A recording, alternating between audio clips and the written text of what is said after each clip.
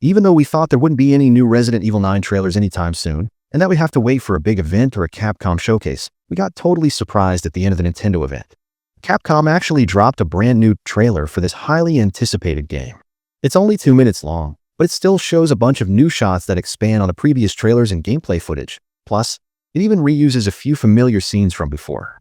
Right at the start of this new trailer, we hear the sound of a ringing phone, the same one from the last trailer, back at the Rimwood Hotel where Alyssa and Grace were staying.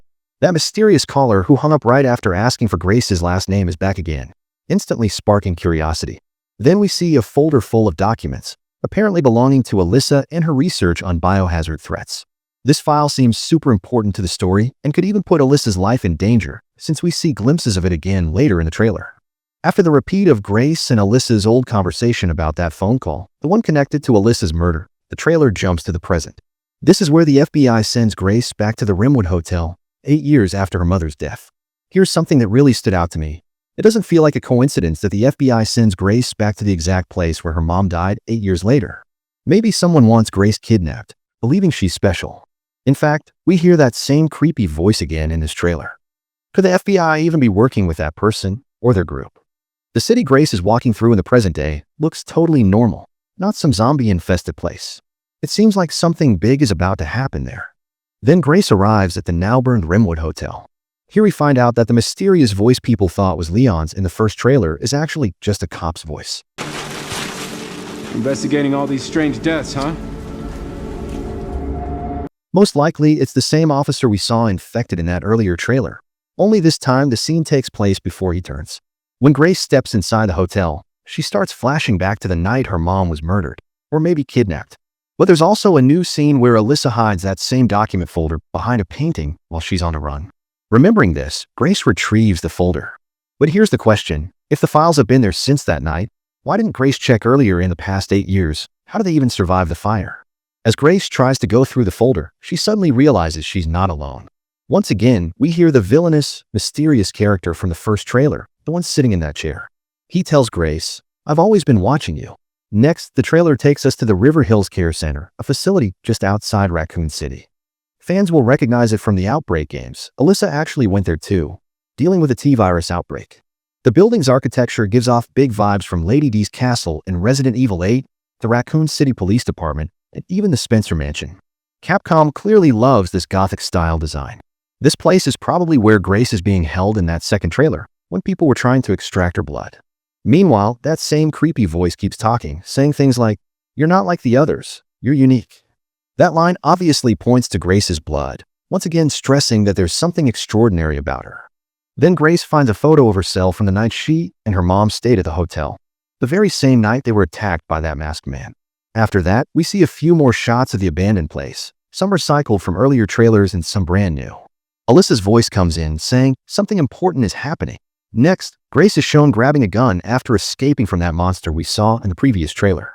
This basically confirms she won't just be like Ashley from Resident Evil 4, stuck only running and hiding. She can actually handle weapons herself. Then it cuts to that masked guy again, the same one we saw killing the hotel owner. He drops a lantern, which sets the Rimwood Hotel on fire. This all happens on the same night Alyssa and Grace were attacked, and it might be the big clue that the monster we saw earlier is actually Alyssa, Grace's mom. Everyone probably assumed Alyssa's body was destroyed in the fire, but maybe she was kidnapped instead. In another scene, Grace is talking to a little girl. Most likely, it's the same kid we heard in the first trailer saying, "It's like everyone's gone." That theory checks out since the place looks totally abandoned. Everyone's gone. We also get quick shots of two women, one in black smashing her head against a bathroom mirror, and another in white wandering around the facility with bloody hands, looking infected. These could either be new enemy types or other victims trapped in the asylum with Grace. Either way, they look creepy as hell. There's a short shot of a burnt or infected hand too, not very revealing, but it might belong to the same raincoat-wearing guy from the hotel. Then we see Grace crying over her mom inside the burning Rimwood Hotel, screaming while everything goes up in flames. Right after that, the Umbrella logo pops up.